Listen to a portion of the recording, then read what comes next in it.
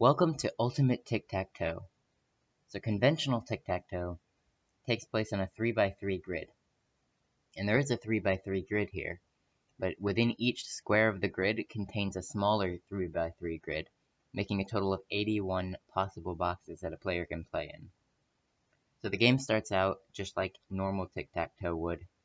X can go wherever they want, but wherever X moves determines where O has to make their next play. So since X went in the center square, in the right middle box, O must play in the right middle square.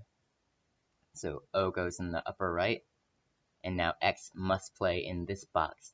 And this adds a whole new level of sophistication to the classic game of tic-tac-toe, which is sort of terrible because every single game ends in a tie, maybe unless you're playing against a small child. But for the most part, with regular tic-tac-toe, the only winning move is not to play.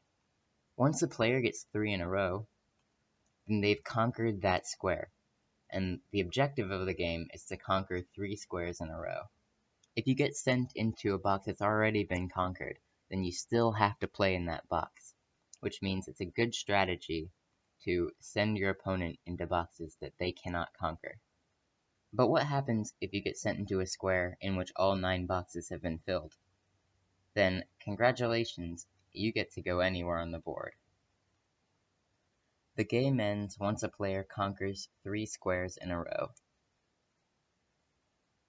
Our Ultimate Tic-Tac-Toe app does allow for pretty extensive customization.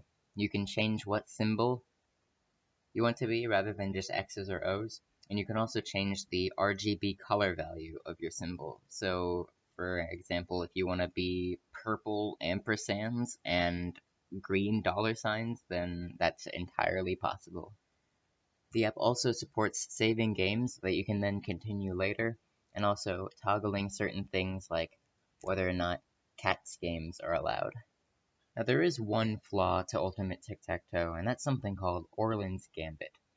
So basically, let's say X, or ampersand in this case, goes in the dead center of the board, forcing dollar sign to go somewhere in the middle.